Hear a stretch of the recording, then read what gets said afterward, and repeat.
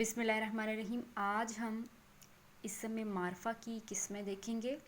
इसमें मारफा की 4 इक़साम हैं हमारे पास। इसमें अलम, इसमें ज़मीर, इसमें इशारा, इसमें मौसूल। सबसे पहली किस्म है इसमें अलम। वो इस्म जो किसी शख्स के ख़ास नाम को ज़ाहिर करे, जैसे शायर मशरिक़, गालिब, मिट्ठू इब्ने कासिम, शम्सुल उलमा। यानी हम उस इस्म को इसमें अलम कहेंगे कि जिसमें किसी के ख़ास नाम को ज़ाहिर किया जाए। जैसे शायर मशरिक़ है, शायर मशरिक़ इल्लामा इक़बाल का लक़ब है, ठीक है। गालिब तख़ल्लुस है, मिट्ठू उर्फ़ है, इब्ने कासिम कुनियत है, शम्सुल उलमा ख़िताब है। तो ये ख़ास लफ्ज़ जो किसी शख्स को नवाजे जाएँ उसको हम इसमें अलम कहेंगे। अगली किस्म है हमारे पास इसमें ज़मीर। इसमें ज़मीर वो इस्म जो किसी दूसरे इस्म की जगह इस्तेमाल किया जाए। जैसे हम अक्सर कहते हैं कि नदीम आया, नदीम की जगह हम कर देंगे वो आया, तो वो क्या होगा, इसमें ज़मीर होगा। अली ने सबक पढ़ा, अली की जगह हम लिख देंगे इसने सबक पढ़ा, तो अली को अली की जिसने जगह ली वो है इस क्या है, ज़मीर। इसके बाद है चला गया,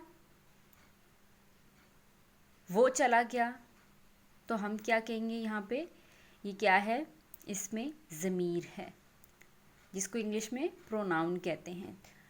अगली किस्म है हमारे पास इसमें मौसूल।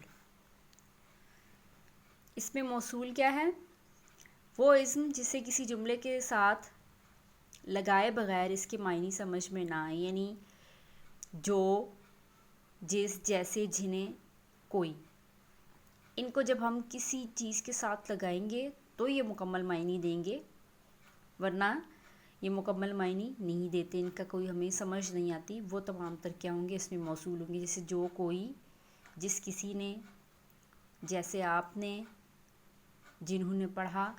तो ये देखें, हम जब कोई जुमला इनके साथ लगा रहे हैं तो ये हमें मुकम्मल मायने दे रहे हैं।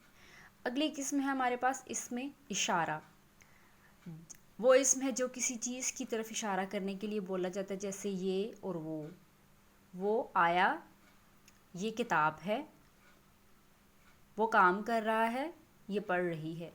तो ये इस तरह से जिनकी तरफ हम इशारा करके बोलेंगे वो तमाम तर क्या कहलाएंगे, इसमें इशारा कहलाएंगे। आज हमने सिर्फ इसमें मारफा की किस्मों के बारे में मुख्तसर पढ़ा है। इनकी भी आगे से, इन तमाम तर इक़साम की भी आगे से इक़साम है, लेकिन हमने आज मुख्तसरन जो है वो सिर्फ इसमें मारफा की इक़साम के बारे में तारुफ़ जो है वो हासिल किया है। शुक्रिया।